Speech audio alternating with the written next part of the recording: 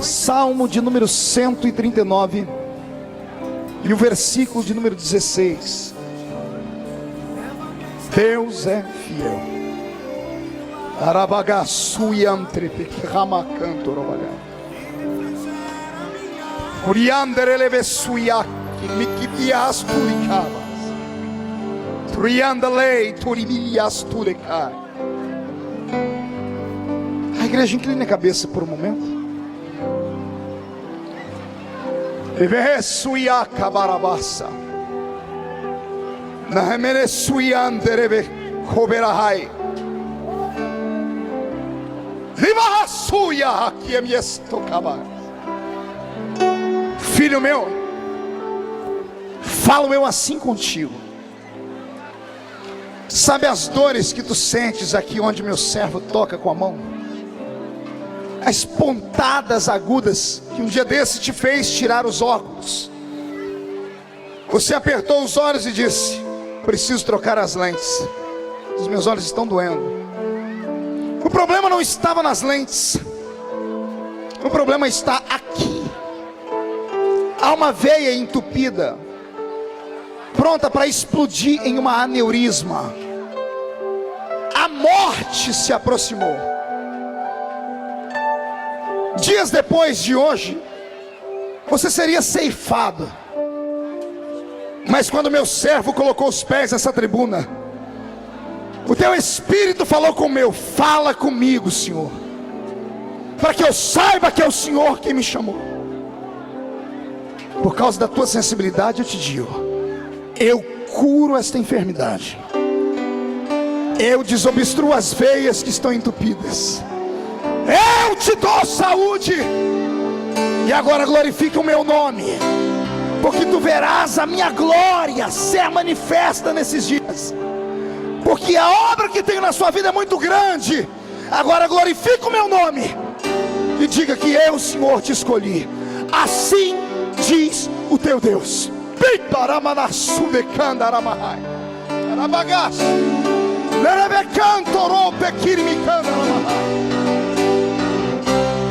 Nós te glorificamos, Senhor. Nós te exaltamos, ó Deus. Salmo 139 e o versículo de número 16. Os teus olhos me viram ainda informe. No teu livro foram escritos todos os meus dias. Cada um deles foi escrito e determinado, quando nenhum deles ainda existia. Eu vou repetir esta leitura. Os teus olhos me viram a substância ainda informe, e no teu livro foram escritos todos os meus dias, cada um deles escrito e determinado, quando nenhum deles ainda existia. E a igreja, que é a noiva do Cordeiro, dá um grito de glória para acordar a cidade toda. Senhoras e senhores, noiva do Cordeiro, simpatizantes da nossa fé, ao abrir a minha Bíblia aqui no livro dos Salmos, no Salmo de número 139 e no versículo de número 16, eu tenho uma das maiores revelações de Deus que desde a minha infância eu tenho descoberto. Eu leio a Bíblia Sagrada desde que eu tinha uns 9 anos de idade. Aos 9 anos de idade eu já era coroinha em uma igreja romana, e eu me fiz entregar a Deus desde a minha tenra infância. Depois disso li a Bíblia por mais de 18 vezes, de capa a capa, e muitos livros acerca dela. E mesmo hoje, sendo reitor de uma faculdade evangélica que tem 9.000 alunos esparramados pelo mundo, ainda me surpreendo quando leio este livro. Este versículo me foi revelado há alguns dias, enquanto eu passava por um vale de sombra e vale de morte. Nessa noite, o que Deus me mandou falar aqui é que vai haver muitos batismos, mas não batismo com o Espírito Santo. Possa ser que alguém seja, mas muitos serão batizados com batismo de quebrantamento. O Senhor disse: hoje eu vou curar a alma do meu povo. Eu vou arrancar o complexo de inferioridade que está sobre o meu povo. Eu vou tirar deles todos os dedos que os acusam. Vou tirar eles aqui de baixo e vou colocar eles aqui em cima. Isso é, se eles crerem na palavra e empolgarem o pregador dando bastante gritos de glória a Deus, porque Ele é grande. O salmo que eu li não é um salmo comum, não é um salmo em forma de uma música apenas. É o desabafo e a revelação de um homem chamado Davi. Qual é o nome dele? Olhe quem está do seu lado e pergunte: conhece Davi? Já ouviu as histórias dele? Preste atenção em mim. Davi é um desses homens que nasce de 1000 em 1000 anos. É um desses seres humanos dotados de um talento indescritível. É um desses homens que Deus escolhe a dedo, não quando está grande, mas no ventre da mãe. E Deus os escolhe porque eles têm algo diferente. E essa diferença faz eles serem sempre diferentes de tudo e de todos os demais na terra. Quando eu olho para a história de Davi com os olhos que Deus me deu há pouco tempo, eu passei dias inteiros chorando, porque eu descobri que o grande rei Davi, o homem segundo o coração de Deus, um homem a quem Deus disse: esse aí nasceu segundo a minha vontade, eu sou apaixonado por ele, eu compro brigas pelo meu servo. Davi estava velho, segundo o Salmo de número 18, isso também está escrito lá pelos livros de Samuel. Quando ele saiu a peleja na guerra, e um dos soldados, dos filhos dos gigantes, derrubou Davi de cima do cavalo, e com uma lança que pesava 4,5 kg, ia cravar o corpo de Davi no chão. E a Bíblia diz que Davi olhou para o céu e disse: e eu clamei das profundezas do inferno ao meu Deus, e o Senhor sentou nas asas de um querubim e voou das asas do vento e tirou a minha alma do inferno. Mas quem lê a história de Davi sabe que não foi isso que aconteceu direito. Diz a Bíblia que um dos valentes de Davi comprou a briga, matou o gigante, olhou para o rei caído no chão, pôs o rei em pé e disse: Davi, tu não sairás mais à guerra conosco, para que não se apague a lâmpada de Israel. Eu tenho duas revelações aqui. A primeira revelação que eu tenho é que Davi era um homem que dava a Deus, e somente a Deus, toda a honra e toda a glória por tudo que acontecia. Davi não aplaudia homens. Até os homens que faziam bem a ele diziam assim: você foi usado, mas eu não dou glória a você que foi usado, eu dou glória àquele que te usou. Sabe qual é a diferença entre eu, você e Davi? É que nós nos curvamos diante de homens. A gente se espelha demais em homens. A gente espera que o homem seja um super-homem, que a mulher seja uma mulher maravilha. E a gente pensa que Deus usa alguém porque essa pessoa nasceu com uma estrela na testa, e na verdade não é bem assim. Deus te escolheu na eternidade porque Ele conhecia o seu futuro. Ele sabia que o seu coração seria esse coração aí puro como de uma criança. Pessoas que já estão aqui entre nós se sensibilizaram com a minha história, e outros que estão orando para que Deus me use. Gente que o sucesso do pastor Mark é o sucesso dele. Gente que vive para os outros. Tem gente aqui que Deus é tão apaixonado por eles, que se hoje ele sentasse nas asas de um querubim e viesse aqui, Deus os arrebataria para o céu. E é por isso que essas pessoas daqui a pouco vão começar a sentir o fogo de Deus pegar pelos seus pés e extravasar pelo seu corpo inteiro. Se a igreja concorda comigo, dá mais um grito de glória a Deus aí, por favor. Quando eu olho para Davi, eu me emociono, pergunto por quê. Só respondo se todo mundo perguntar. Só se todo mundo perguntar, fazendo biquinho.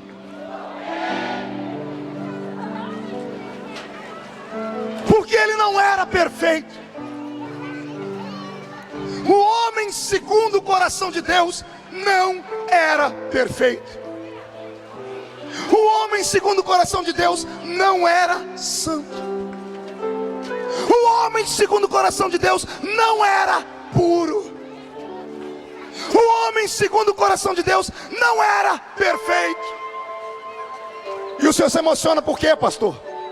Porque se ele era daquele jeito e Deus o exaltou tanto, é possível que Deus pegue você também hoje e te coloque no lugar onde Ele colocou Davi. Pastor, mas é impossível. A minha mãe e meu pai não acreditaram em mim, a sociedade não acredita em mim, na minha igreja ninguém me vê, na rua onde eu moro não sabe nem o meu nome. Ei, eu estou falando de Deus, eu estou falando de homens.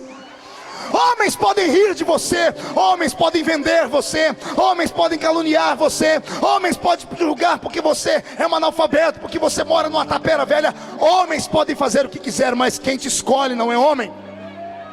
Quem te chamou nessa noite foi o Criador dos céus e da terra.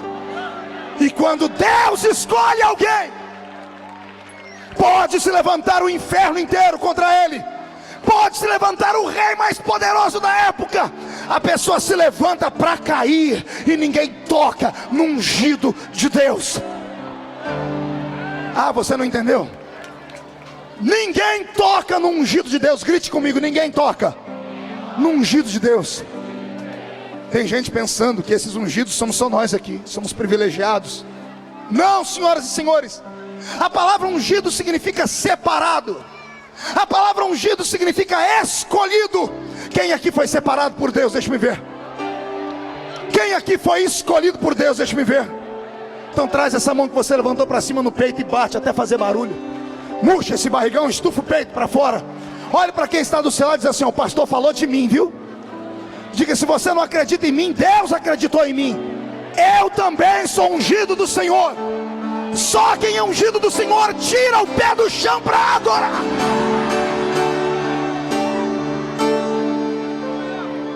Isso, pode começar a se alegrar. Vai tirando essa cara feia do rosto, parecendo que foi batizado num pote de vinagre. Eu profetizo que depois de essa noite, os seus inimigos que todos os dias te olhavam de cima para baixo, pisando em cima de você, amanhã, quando forem te procurar lá embaixo, vão encontrar um bilhete: desculpe, não estou mais aqui embaixo. Se quiser me ver, compre um par de binóculos, porque agora eu recebi um par de asas. Eu estou voando nas asas da revelação do Senhor. Me perdoe os perfeitos, me perdoe os santarrões, me perdoe os mais puros do que eu. Me perdoe você que está na igreja há tanto tempo, talvez não desde a época de Noé, mas quem sabe viu o barro que sobrou na terra. Me perdoe você que olha para as pessoas e julga elas pelo tamanho do cabelo, pela roupa que ela usa. Me perdoe você que julga as pessoas porque elas são casadas ou porque se divorciaram. Eu tenho um conselho de Deus para você hoje: não toque, não fale de ninguém. Pergunte a mim por quê. Quem aqui é pai e mãe? Quem tem filhos? Você aceita alguém tocar no seu filho? Você aceita alguém falar mal do seu filho? Você aceita alguém falar que o seu filho está feio? Que a roupa dele não presta? Que o cabelo dele não presta? Se alguém tem que corrigir o seu filho, quem é que vai corrigir? Então receba o que eu vou te dizer. Eu não estou pregando para homens e mulheres comuns. Eu estou falando para filhos do Deus Todo-Poderoso. Sou porta-voz de Deus esta noite. E o seu pai mandou um recado, não para você, mas para aqueles que estão tocando em você: não toque nos meus filhos, não fale dos meus filhos, não fale na roupa dos meus filhos, não toque nos meus filhos.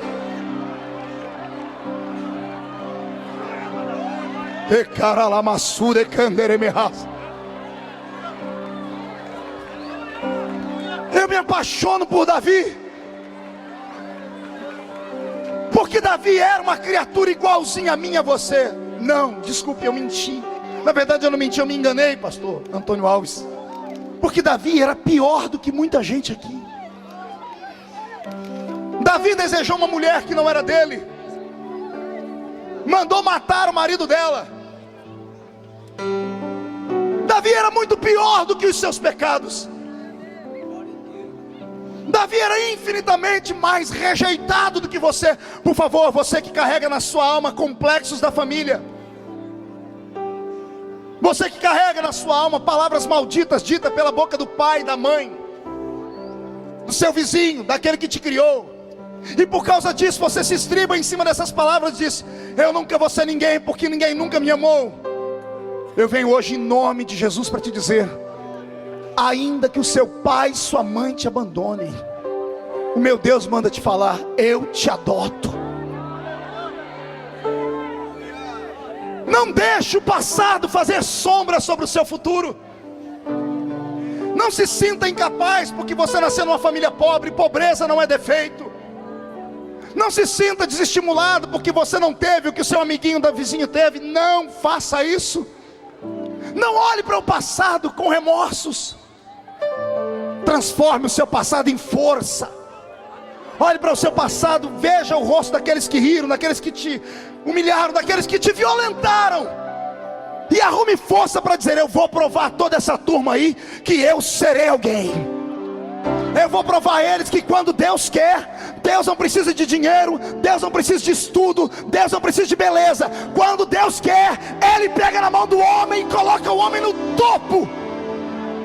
O que eu vou dizer agora é só para aquele que crê. Tem algumas pessoas que estão aqui no nosso meio, que você está até desprezando elas agora. Se eu fosse você, eu dava um jeito agora de pegar na mão dela e falar assim: ó, me dá seu autógrafo agora. Diga assim: ó, lembra do meu nome? Pergunte por quê. Porque daqui uns dias Deus vai exaltar essa pessoa. Quando Deus colocar ela lá em cima, você vai se lembrar do que eu disse hoje. Vai ter gente aqui que vai ser ainda a esperança da sua família. Vai ter homens e mulheres aqui que vão dividir púlpitos comigo pelo Brasil e o mundo ainda. Tem pessoas aqui, pastor, que serão pastores de igrejas no campo do Amazonas, fora do Amazonas, fora do país. Tem países te esperando, garoto. Tem igrejas te esperando, menina. Pastor, mas olha onde eu nasci. Deixa eu lhe dar uma revelação de Deus. Deus não tem pacto e compromisso com o bairro onde você nasceu. Deus não tem pacto e nem compromisso com as pessoas que te amaldiçoaram. Deus não tem pacto com a sua família. Deus não tem pacto com a cor da sua pele. Deus tem pacto com a sua alma. Ele te escolheu no ventre da sua mãe. E quando chegar o dia, se prepare, Ele vai te exaltar. As mensagens que eu prego são diferentes. Provocam choro. Já tem muita gente chorando. Por quê, pastor? Porque eu não prego aquilo que eu aprendi em escola de teologia. Eu prego aquilo que eu vivo. Você está olhando para um sobrevivente, amigo. Esse moço que hoje é bonito e é um referencial, quando nasceu com 8 buracos na cabeça, feitos pela agulha de tricô da minha mãe. Porque a minha mãe se envolveu com um homem casado e eu era o fruto proibido. O meu pai, quando me viu na barriga da minha mãe, disse: isso aí é uma desgraça, tem que morrer. E a minha mãe, fraca, porque não tinha como cuidar, tinha uma clínica de aborto clandestina, ela sabia matar bebês. Ela tentou matar a mim 3 vezes. As 3 vezes ela foi para o hospital sangrando. Na última vez o médico disse: não toque nesse menino mais, porque ele está grande, já está encaixado. Se ele morrer, morre você junto. Em casa ela teve um surto de raiva, esmurrou a barriga, minhas tias seguraram ela. Minha mãe dizia: por que eu não consigo matar isso? Minhas tias não eram crentes, mas não precisa ser crente para ver um milagre acontecer. Minhas tias diziam: se esse aí não morre, é porque tem alguém lá em cima que não quer que ele morra. Recebe essa palavra. Você não é fruto do sonho da sua mãe e do seu pai. Talvez o seu pai e sua mãe não projetou o seu nascimento como famílias ricas e importantes fazem. Você é o filho proibido. Você é o filho ou a filha que não tinha que ter nascido. Por isso você sofre rejeições, porque dentro do ventre da sua mãe você ouviu pessoas falarem mal. Você ouviu a sua mãe te desdenhar, e isso passou para o seu organismo. Está dentro do seu inconsciente. Eu venho hoje em nome de Jesus te dar uma palavra. Você tinha que ter nascido naquele dia. E como seu pai e sua mãe não quiseram, Deus arrumou um jeito de plantar você na terra. Não me importa que você nasceu de um estupro. Não me interessa que você nasceu de um namoro irresponsável. Não me importa que é um fruto. Não interessa.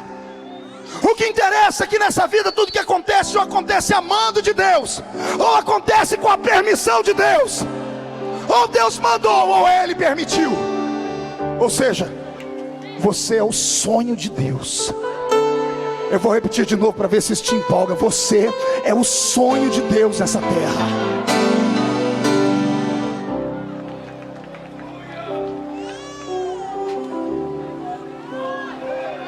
Quando eu olho Davi, eu choro.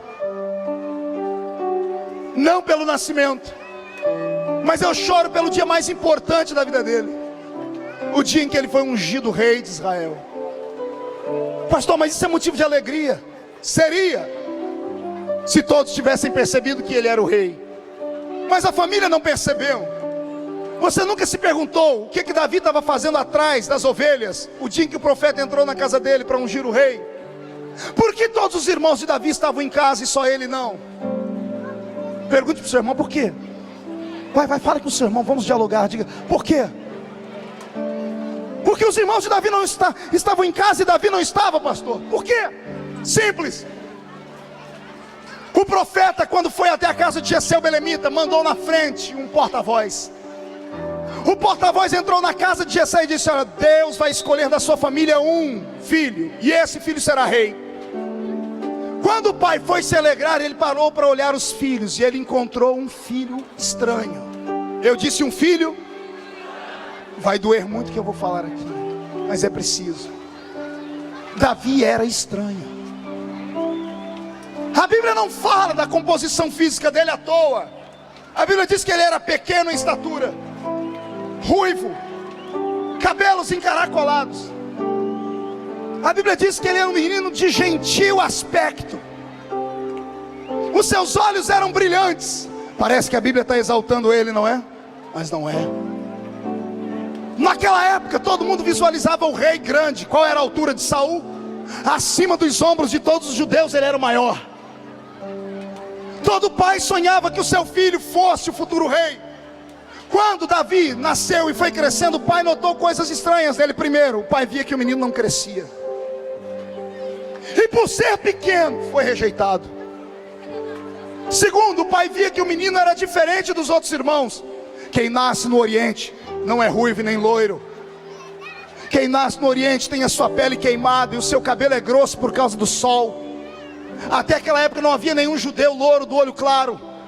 Os judeus ficaram louros do olho claro quando se misturaram com outras nações. Davi era ruivo, já era diferente. Onde ele passava todo mundo via um menino com cabelo de fogo. Ele era branco, Davi era albino, enquanto todo mundo tinha a pele queimada pelo sol. Os irmãos eram grandes e Davi era pequeno.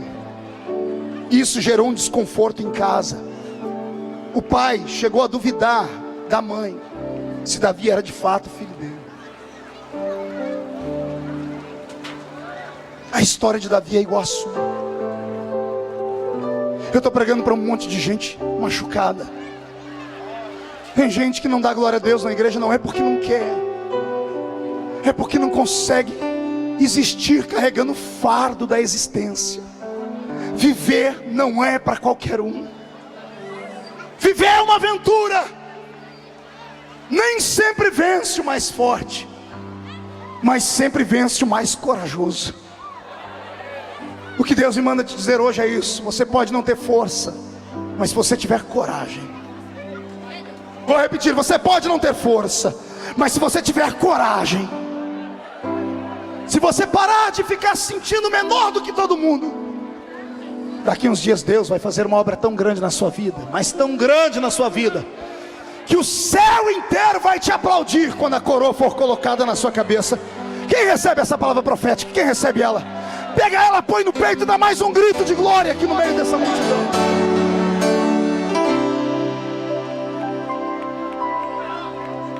Davi tinha um problema com o pai. Pergunte qual? Ele não era o que o pai sonhou. Quantos filhos nós temos aqui que não são aquilo que o pai e a mãe sonhou para eles serem? Quanta gente pequena que não consegue se desenvolver na vida profissional, não consegue viver bem com uma outra pessoa porque carrega sintomas de traumas herdados dentro de casa. Eu sei o que é ser rejeitado. Eu me lembro que quando tinha os meus 10 anos de idade, eu vi o meu pai na rua da cidade. Eu soltei a mão da minha mãe e saí correndo. Quando eu comecei a gritar, pai, pai, todo mundo olhou, meu pai fugiu de mim. Depois eu apanhei, porque eu saí na rua procurando meu pai. Eu não tinha culpa do erro do meu pai e da minha mãe. Eles erraram. Mas toda vez que vinha uma consequência, vinha em cima de mim. Sabe qual foi o resultado? Com 13 anos eu já cheirava cocaína. Com 13 anos eu destruí a minha vida com drogas. Porque eu cresci igual você. pensando que o mundo inteiro me odiava e acreditando que meu pai e minha mãe não me queriam, então eu queria matar a minha vida. Isso acabou o dia que eu coloquei o pé numa igreja de gente barulhenta. Quando eu entrei numa Assembleia de Deus, meu corpo foi se arrepiando e eu vi o homem lá de cima dizer: porque Deus amou o mundo de tal maneira. Eu chorei sem saber por que chorava. Quando eu entreguei a minha vida para Cristo, os meus traumas foram arrancados. Pastor, mas eu entreguei a minha vida e os meus não foram ainda. Você não entregou a vida a Cristo? Ainda não.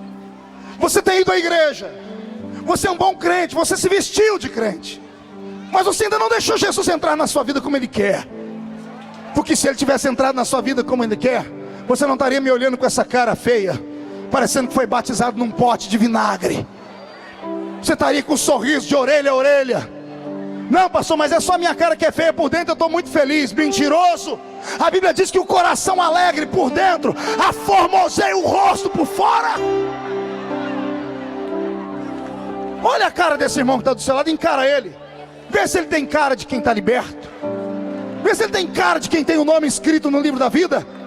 Se ele tivesse cara de quem tem o nome escrito no livro da vida, ele não estava quieto nesse momento. Ele estava gritando e trazendo a Shekinah aqui para baixo. Reage, cristão. Ah, pastor, não estou me sentindo muito bem. Vai para casa. Deve dar tempo ainda de assistir um pedacinho da novela Favorita. Se ficar comigo, eu vou te mostrar quem é favorito aqui. Favorito é você. Deus escolheu você. Você é o sonho de Deus nessa terra.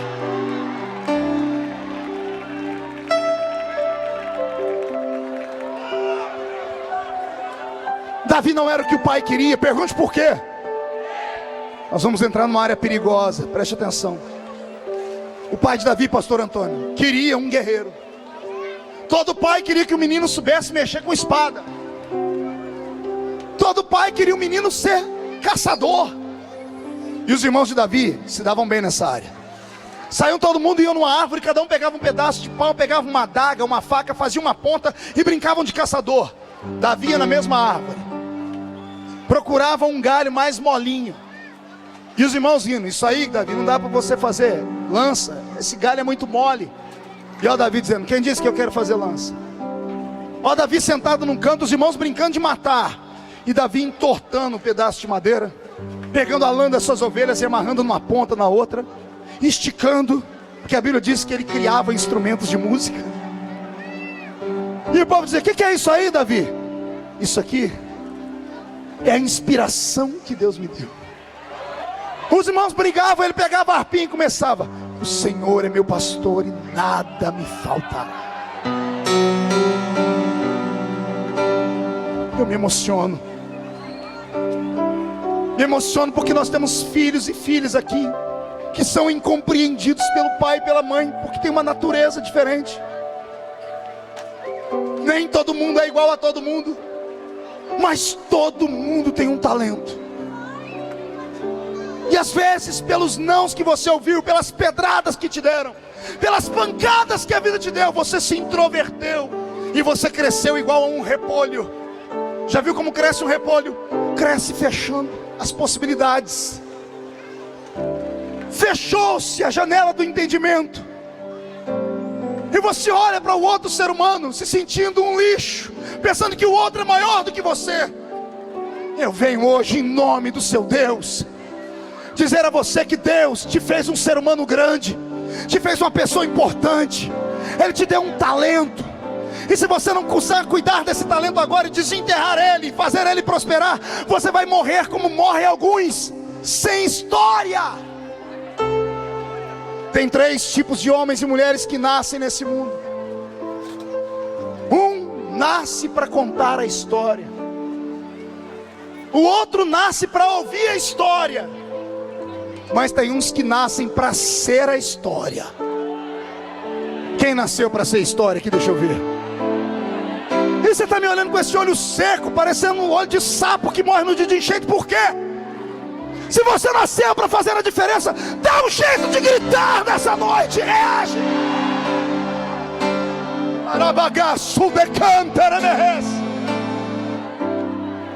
Eu estou vendo meu Deus voando e vindo sobre essa cidade. Daqui a pouco ele vai colocar os pés no centro dessa arena, e a face dele ficará entre os serafins, que vão cantar: Santo, Santo, Santo é o Senhor dos exércitos. E essa cidade do Amazonas vai ficar cheia da sua glória, só por causa de você. Reage em nome de Jesus. Mostre à sua família, mostre ao seu inimigo, mostre aos seus amigos que você não é lixo. Quanto mais você ouvir um não, mais forte você tem que ficar. Um dia, pastor Antônio, eu parei para observar uma locomotiva. Lembra daquelas locomotivas movidas a lenha? Como é que é o nome daquele negócio? A vapor. Eu entrei dentro do motor de uma para ver como é que funcionava. Eu fiquei espantado. Aquela locomotiva, pesando centenas de milhares de toneladas, é movida a vapor. E vapor é água em ebulição. Há um tambor dentro do tanque dela com água. Ele é lacrado por inteiro, só tem um buraquinho por cima. O fogo aquece a água por aqui, um cano joga água lá dentro. Por onde sai a pressão é um buraquinho tão pequeno, mas a pressão da água sai com tanta força que quando ela bate nas engrenagens, ela põe a locomotiva inteira para andar. Eu perguntei a um homem: o que faz essa locomotiva andar? Ele disse: a pressão. Ele me disse: a pressão gera a força. Escreve isso no seu coração. Quanto mais pressão você sofrer na vida, mais força você vai criar. Isso é, se você não ficar desse jeito aí, ó, com esse ombro caído, com esse barrigão estampado, com essa cara de jeca. Isso, se você não ficar com essa boca travada, essa boca de aço, essa língua de ferro, esse queixo de concreto. Pastor, me arrume uns 10 seguranças, eu vou arrumar confusão com esse povo hoje. Eu quero que Satanás entenda que você hoje vai sair daqui sabendo quem você é. Você vai sair daqui hoje para agarrar o diabo pelo chifre, para esfregar a cara dele no chão, porque esse ano é um ano de mudança na sua história.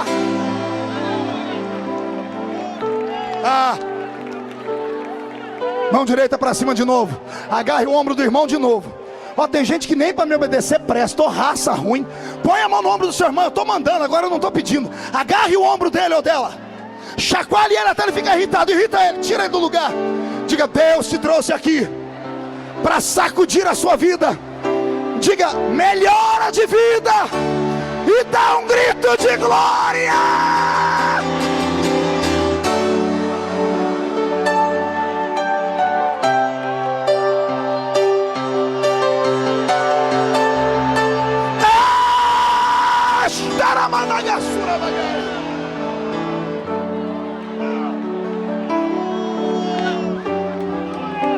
Os irmãos de Davi, os pais de Davi, debochavam do menino, porque a pele dele era diferente. Ei, Jesus, vou mexer em ferida agora. Eu tenho irmãos aqui que são descendentes de africanos, de japoneses e de índios. A cor da sua pele já fechou muitas portas para você. Isso fez você se fechar. Hoje, meu Deus, vem aqui só para te dizer: eu não me importo com o que você é por fora, eu me importo com aquilo que você é por dentro. Porque por dentro somos todos da mesma cor. Somos lavados pelo sangue de Jesus Cristo de Nazaré. Davi sofreu preconceito porque era pequeno. Eu que o digo. Eu ouvi cada coisa por ser pequenino. De tanto eu falar, Jesus me esticou. Tem uma foto minha da minha esposa no meu site na internet. Quem olha faz: não é ela. A minha esposa, ela era maior do que eu, da cabeça, do ombro para cima. Quando eu era garoto na mocidade, comecei a namorar com ela, eu não deixava ela usar salto alto. E dependendo o lado da rua, eu trocava de lugar. Complexo. Até o dia que eu fui falar com Deus, Deus disse: rapaz, você tinha que dar glória ao meu nome. Por quê, Senhor? Porque aqui no céu os anjos são apaixonados pelos baixinhos. Mas por que, senhor? O senhor disse que quando eles vão derramar unção, os baixinhos enchem mais rápido. Pode ver que todo baixinho é fogo puro. Dá uma olhadinha nesse aqui. Eita Deus! Ô pastor, e eu que sou altinho? Fica tranquilo, nem que Jesus tiver que dar 2 viagens nos anjos, você vai sair daqui hoje suando azeite. Vai sair transpirando azeite. Todo baixinho é invocado. O baixinho mais invocado da Bíblia para mim era Paulo. Paulo tinha 1,5 m, calvo por natureza, uma cabeça desse tamanho. Há quem diga que ele tinha problema nos olhos e era manco de uma perna. Ó, que benção. Ficou manco porque caiu do cavalo. Quando ele escreveu a carta à igreja de Colossos, ele disse: eu sei que vocês me amam tanto, que se preciso fossem, me dariam seus olhos. Quando Paulo andava pelas ruas, as mulheres faziam assim, ó, sinal da cruz. Quando Paulo entrou na cidade de Éfeso, que era a cidade dos gregos, cidade dos... E todo grego é bonitão, uma mistura de Arnold Schwarzenegger com Leonardo DiCaprio. E Paulo, aquela figura parecendo Danny DeVito. Quando Paulo botou o pé na cidade de Éfeso, com 1 milhão de homens bonitos e mulheres bonitas, Deus parou de olhar para aqueles homens bonitos e olhou e disse assim: Paulo é o mais lindo entre todos. Foi o baixinho de 1,5 m que acabou com o templo da deusa Diana, a Diana dos Efésios, uma das 7 maravilhas do mundo antigo, que desapareceu da noite para o dia. Foi o baixinho Paulo que com uma pregação fez 200.000 homens se curvarem diante de Cristo na inauguração da igreja de Éfeso. Foi o baixinho Paulo que encarou o alto Pedro. Pedro, o homem a quem Jesus deu a chave da igreja. Paulo olhou para o nariz de Pedro, porque Paulo ficou muito famoso. Pedro mandou chamar ele. Pedro olhou para Paulo assim, ó: quem foi que te constituiu como apóstolo? Porque a notícia esparramou que Paulo era apóstolo. Pedro ficou com ciúmes. Paulo olhou nos olhos de Pedro e disse assim: com todo respeito, Cefas, porque o nome de Pedro era Cefas.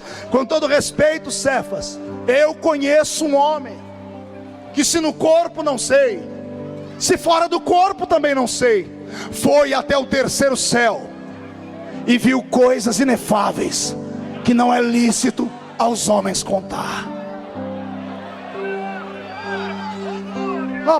Pedro dizendo: quem é esse? Sou eu. Quando vocês me mandaram embora daqui, que eu era um novo convertido, me mandaram lá para Tarsis, ficar dentro da minha casa fazendo tendas, e me esqueceram por 14 anos. Foi Jesus quem me abraçou. Quando vocês deviam me discipular e não me discipularam, foi o Espírito Santo quem me discipulou. Eu fui constituído apóstolo não por homens, fui constituído por aquele que fez os céus e a terra. Levante a mão aquele que crê. Eu profetizo que se os homens não te ungirem aqui na horizontal da vida, se prepare, Deus te ungirá na vertical. Vai cair uma cachoeira de azeite nesse lugar. Pegue a palavra, põe no coração e dá um grito para acordar a cidade inteira. Vai lá.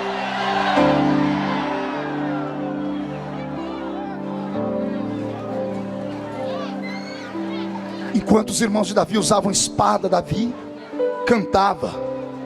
Vamos falar isso? Os irmãos de Davi usavam, e Davi, olha para o seu irmão e diga: não se escandalize.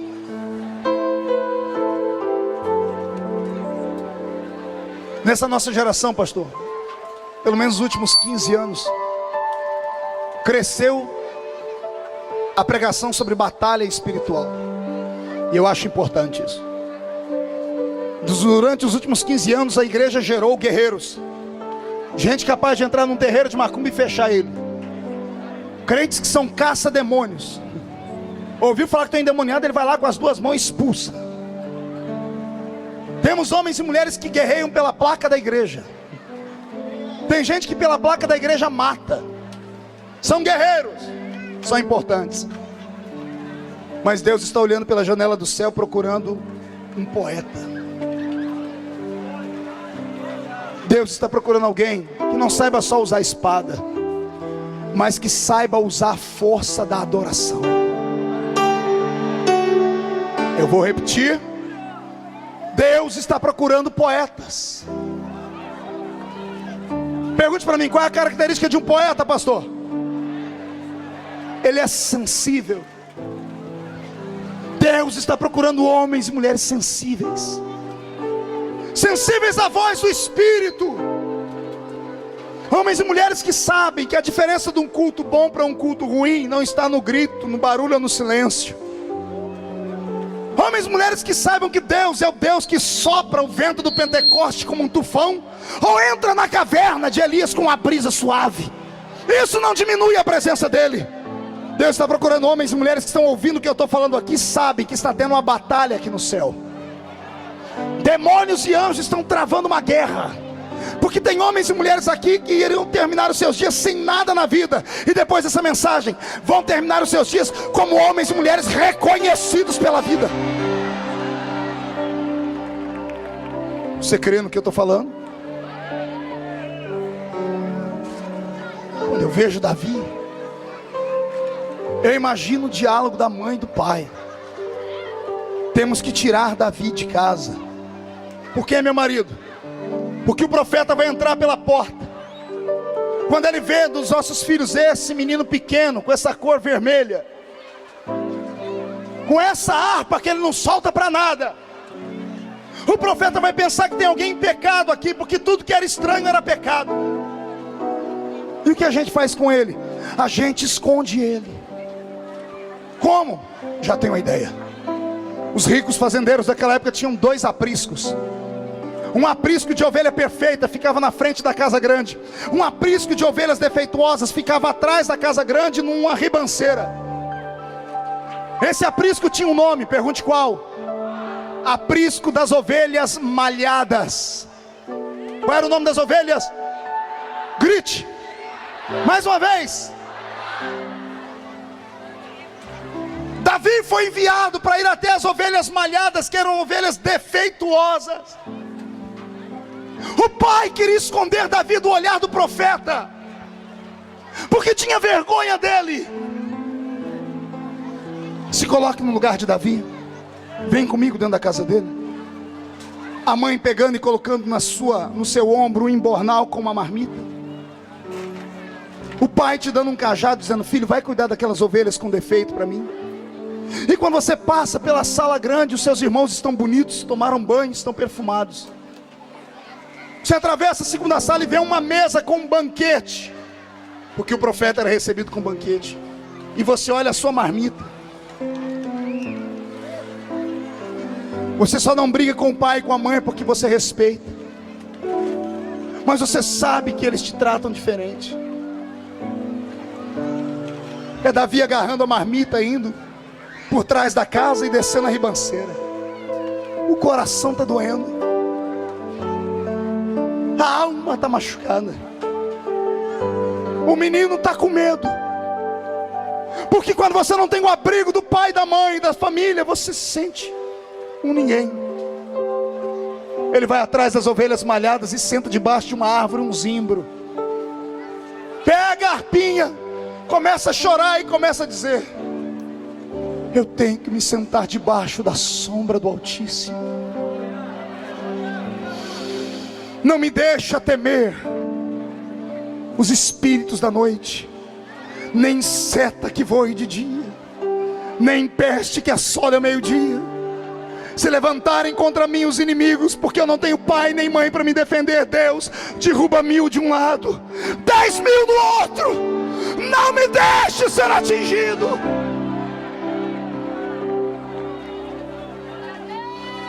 Deus está mandando a sua emoção para o meu coração. Eu estou chorando, porque tem gente aqui dentro que a única coisa que tem na vida é a fé.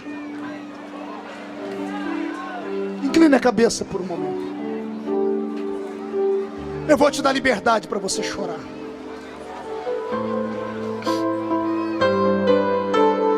Isso.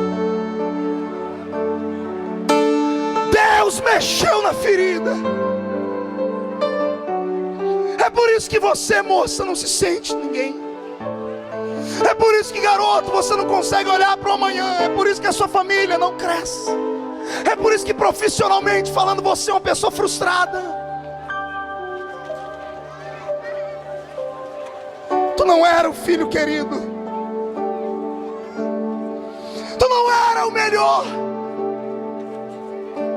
Te isolaram das coisas, te colocaram atrás das ovelhas rejeitadas, te esconderam do profeta, das oportunidades, do estudo, te tiraram da herança.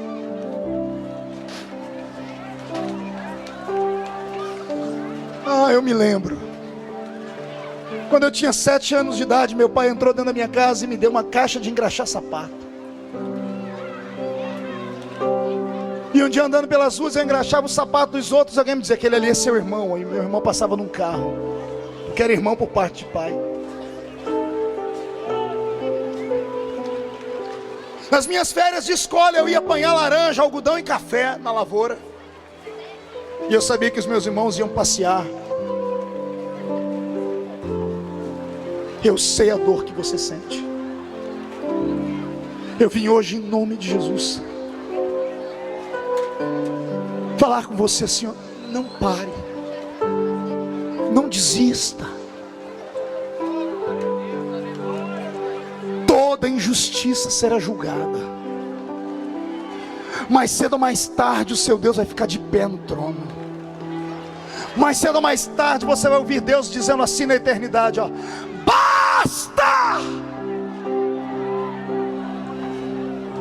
Mais cedo ou mais tarde Deus vai te ver no último lugar da fila e vai dizer, não dá tempo dele galgar os degraus, eu vou virar a fila do avesso.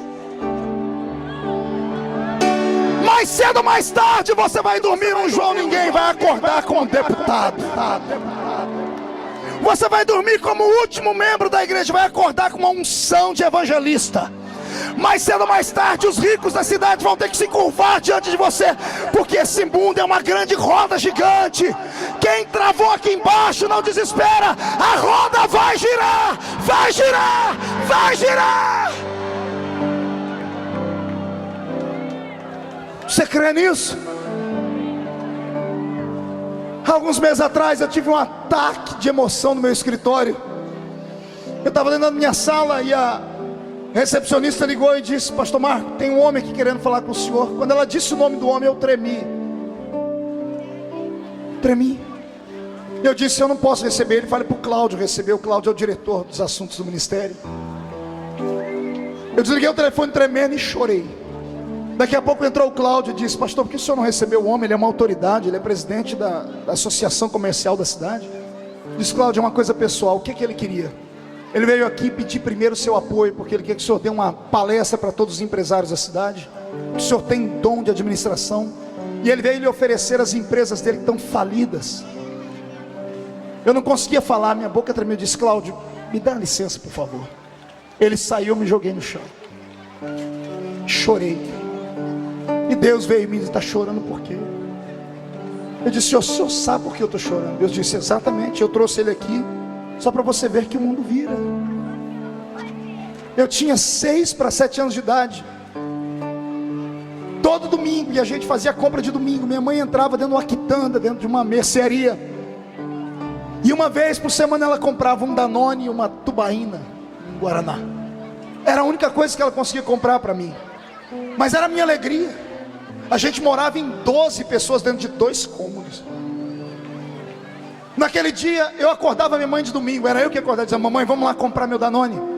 E eu me lembro que nesse dia eu acordei minha mãe, e ela não estava muito bem, mas ela levantou, foi comigo, mas ela foi triste. Quando chegamos à quitanda, ela não foi direto no lugar para pegar o meu Danone, ela foi na mesa do gerente. E eu não entendi, eu era menino. E eu me lembro a minha mãe falando com ele, moço, eu compro aqui toda semana. Essa semana choveu demais, ninguém foi para a roça trabalhar, nós não recebemos. Meu filhinho, toda semana eu compro um Danoninho, uma Guaraná para ele. O senhor pode vender fiado para mim? Semana que vem eu pago. Aquele homem, eu acho que ele estava bravo, tinha feito alguma coisa, ele levantou gritando com a minha mãe, chamou minha mãe de vagabunda, chamou minha mãe de pedinte de esmola. Minha mãe começou a chorar, saiu me arrastando, e disse, mãe, e o Danone? Minha mãe não sabia o que falar, me arrastou para casa. Eu chorei, depois eu entendi. Quando eu entendi, aí eu chorei mais ainda. Os anos passaram. Eu estou lá no meu escritório esses dias e quem chega é um homem, hoje gerente do comércio da cidade. Foi ele que foi me procurar. Quem bate esquece, quem apanha não. As empresas dele falindo, hoje ele foi pedir minha ajuda para ajudar. Foi pedir ajuda para que eu possa dar um caminho novo à sociedade, porque o comércio estava destruído. Deus veio no meu ouvido e disse: eu sou Deus que faço justiça. Os seus inimigos estão proibidos de morrer. Eu libero esta palavra. Os seus inimigos estão proibidos de morrer. Eles vão ter que viver o suficiente para ver Deus te colocar de pé e te exaltar. Recebe esta palavra. Recebe, traz no peito, dá um grito de glória. A vida vai mudar.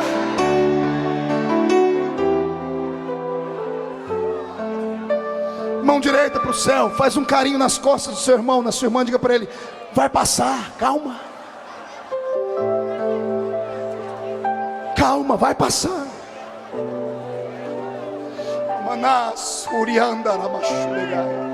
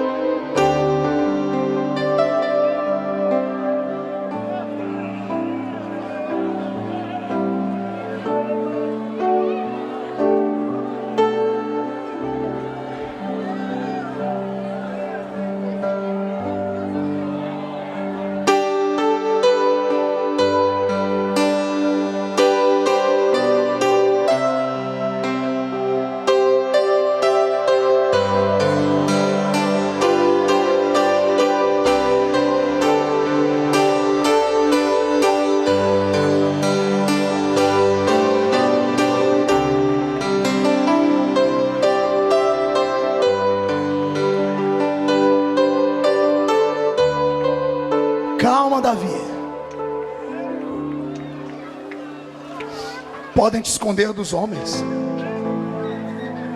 podem te esconder das oportunidades da vida, mas não podem te esconder de Deus. Não podem te esconder da bênção. Qualquer dia desse, Deus vai entrar pela porta da sua casa, vai dar um sorriso, vai dizer: chegou o dia, filho, vamos lá, vou te exaltar. Ei, José, calma, José. Ser condenado injustamente no palácio de Faraó não é fácil, José. Calma. Qualquer dia desse será a última noite dentro da prisão. Qualquer dia desse o rei vai te chamar para conversar, e ele vai mudar a sua história. Você vai deixar de ser um bandido para se tornar o grande governador do Egito. Eu profetizo que o meu Deus está mudando vidas aqui. O Senhor está mudando histórias aqui. O Senhor está mudando famílias inteiras aqui. Você não tem noção do que está acontecendo no reino espiritual. Satanás está atormentado. Há uma unção de Deus que está mudando pessoas aqui. Há uma unção de metamorfose nesse ambiente. Alguns acordaram como uma lagarta, vão terminar essa noite como uma borboleta bonita. Eu profetizo uma viravolta na sua história. Comece a adorar.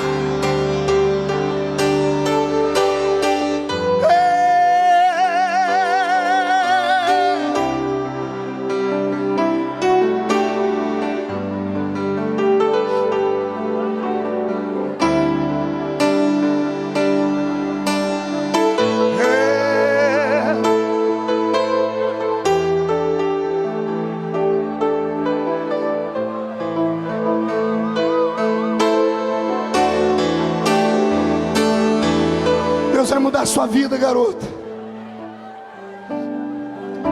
Você que é um órfão de pai e mãe, Deus vai mudar a sua vida.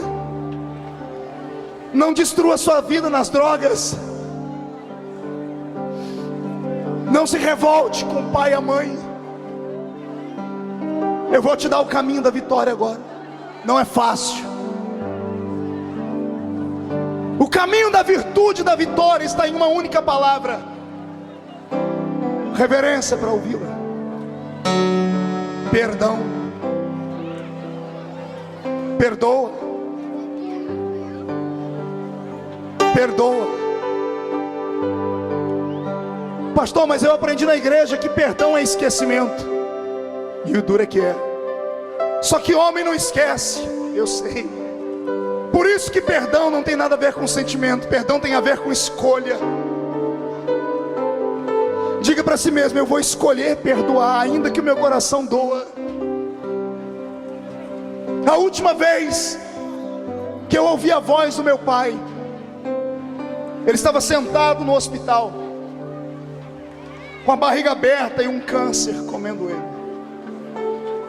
Ele mandou me chamar, olhou nos meus olhos e disse: eu não posso mais pagar o aluguel da sua mãe, você cuida dela? Eu disse: pode ficar tranquilo que eu cuido da mamãe. Mais alguma coisa? Ele: não, é só isso. Nossa conversa era assim. Eu disse: tudo bem, boa sorte para o senhor. E fui saindo. Quando eu fui atravessar a porta do hospital, ele sentado, eu ouvi uma voz. Aquilo me tremeu. Ele nunca tinha dito aquilo. Ele disse: filho. Ele nunca tinha me chamado de filho. Filho. Eu parei. O senhor disse para mim: você é crente, perdoa. Eu falei: Deus, mas ele mandou a minha mãe me matar. O senhor disse: perdoa. Não era ele, era o diabo nele, perdoa. Eu virei para trás, fui até ele, comecei a chorar. Ele me abraçou e disse aqui no meu ouvido: de todos os filhos que eu tive, só você me deu orgulho. Só você virou um homem de verdade. Ele me disse: eu sinto muito por não ter te abraçado mais, por não ter te dado mais carinho.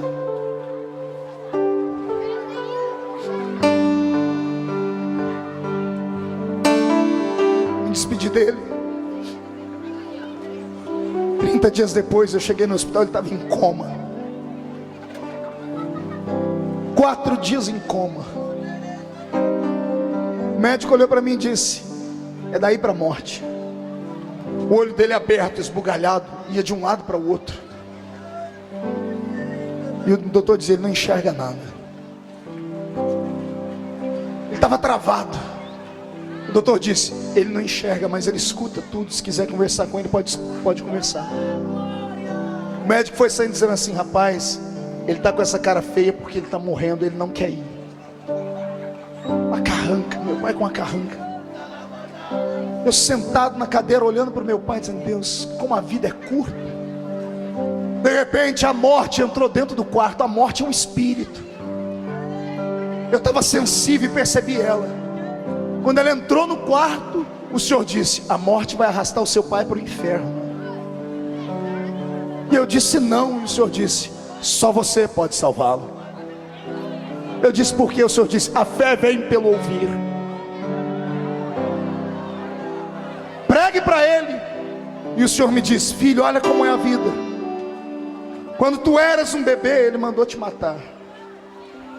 Agora que ele está morrendo, só você pode dar vida a ele. Eu preguei para o meu velho pai 40 minutos. Eu pulei em cima dele, botei a mão no peito, eu repreendi a morte. Eu falei do amor de Cristo no ouvido dele. Eu perdoei ele, disse: papai, perdoa. Papai, muda de vida, aceita Jesus como Salvador. Fui falando. Só que a pessoa em coma não reage. E eu fui agonizando, disse: Deus, como é que eu faço? Meu pai não reage. Daqui a pouco uma lágrima escorreu no canto do olho dele. O Senhor disse: já é meu. Já é meu.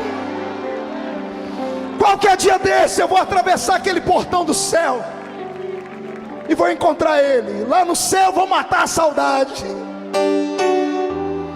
Eu estou pregando para você, para te dizer que se você tiver a hombridade, o caráter, a coragem de dizer: eu vou perdoar, pastor, Deus vai te exaltar. Deus vai te exaltar. Aramassuri de Candarai. Todo homem, toda mulher que tem uma chamada de Deus não chegará ao topo se não carregar cicatrizes nas suas costas. Todo ser humano que Deus tem uma vocação grande na vida deles será humilhado, será rejeitado, será pisado, será machucado, será violentado, mas ninguém pode te matar. Escute, podem te violentar, mas não podem te matar. Podem te destruir por dentro, mas você não desce à sepultura antes que Deus cumpra na sua vida a chamada que Ele tem para a sua história. Quem aqui nesse lugar tem uma vocação divina? Deixa eu ver.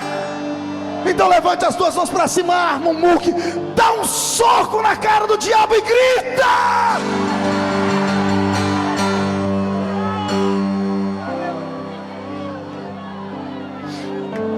O conjunto está aqui ou só está você? O conjunto foi embora. Guitarrista, contrabaixista, tem alguém aí ainda? Baterista? Tem? Tem um conjunto. Vocês conhecem aquela música Marca da Promessa?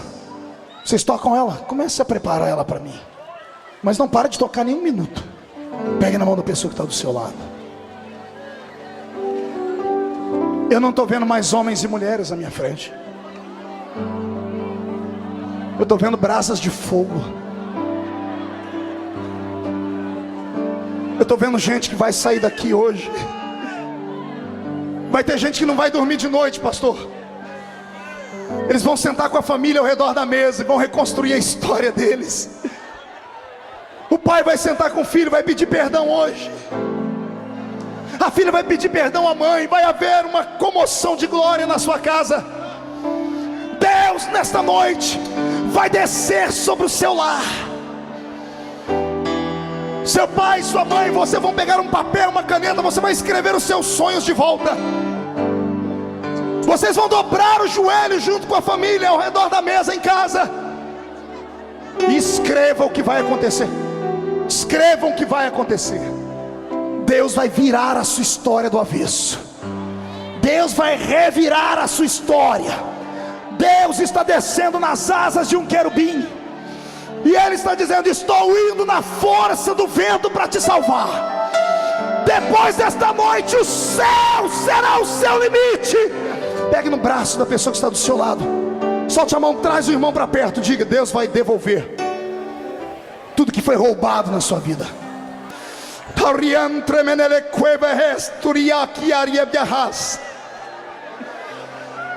Pai, é hora de libertação.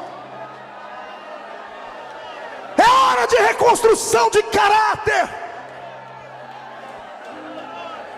Onde houver um homem e uma mulher atingido pelo fracasso, onde houver alguém sofrendo porque a família está sendo dissolvida, onde houver alguém que não consegue se ajustar profissionalmente, onde houver um menino que sente pena de si mesmo, onde houver uma garota que não suporta a dor de existir, estende as suas asas sobre elas. Abraça debaixo das suas asas. Salta a muralha por eles. Faz a vida ter um sentido. Eu profetizo, Pai, que todos estes que estavam caídos estão sendo levantados nessa noite. Um exército se levanta aqui, meu Deus. Homens e mulheres que vão voltar para casa marchando nesta noite. Vão pisar sobre demônios, sobre cobras, sobre serpentes e escorpiões. Todo lugar que a mão deles tocar, abençoado será. Eu profetizo um tempo de milagre. Solte a mão do seu irmão. Levante ela bem alta e chacoalhe as suas mãos assim. Se alguém puder fazer uma tomada ou tirar uma foto disso aqui, faça, tire uma foto disso aqui. Glória a Deus. Chacoalhe, chacoalhe. Isso, eu quero colocar essa foto no meu site. Pena que o meu pessoal não está aí olhando. Chacoalhou suas mãos. Pai, coloque na palma dessas mãos uma brasa de fogo tirada do seu altar. Onde essas mãos tocarem, haverá batismo com o Espírito Santo, cura divina, libertação.